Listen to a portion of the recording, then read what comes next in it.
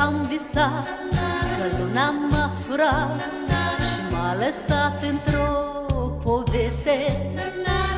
Palate de azur, lumină multă în jur, dar un alt loc mai drag îmi este. În plai unde am crescut anume, este cel mai scump din lume.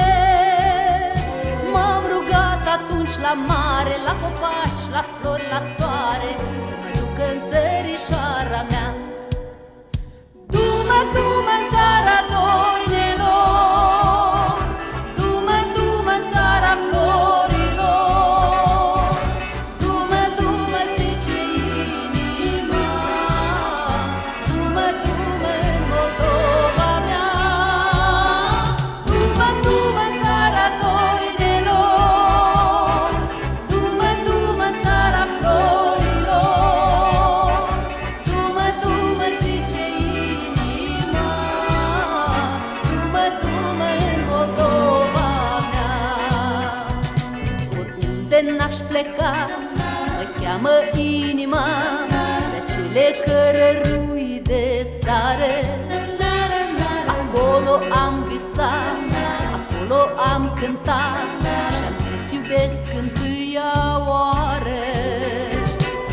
Codrice vorbesc în șoapte, copilăria mă așteaptă. Du-mă, dorule de gravă, unde am mers copil prin iarbă, de frunza doina mea cântat.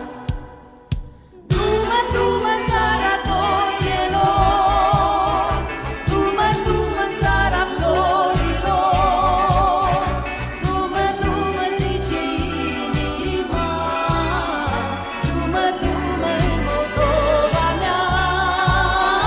Du-mă, du-mă în țara doinelor, du-mă, du-mă în țara florilor, du-mă, du-mă, zice inima, du-mă, du-mă în Moldova mea.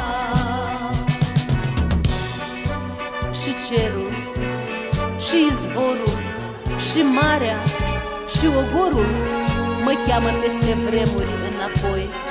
Sărut lumina care ajută orice floare să înflorească țara pentru noi.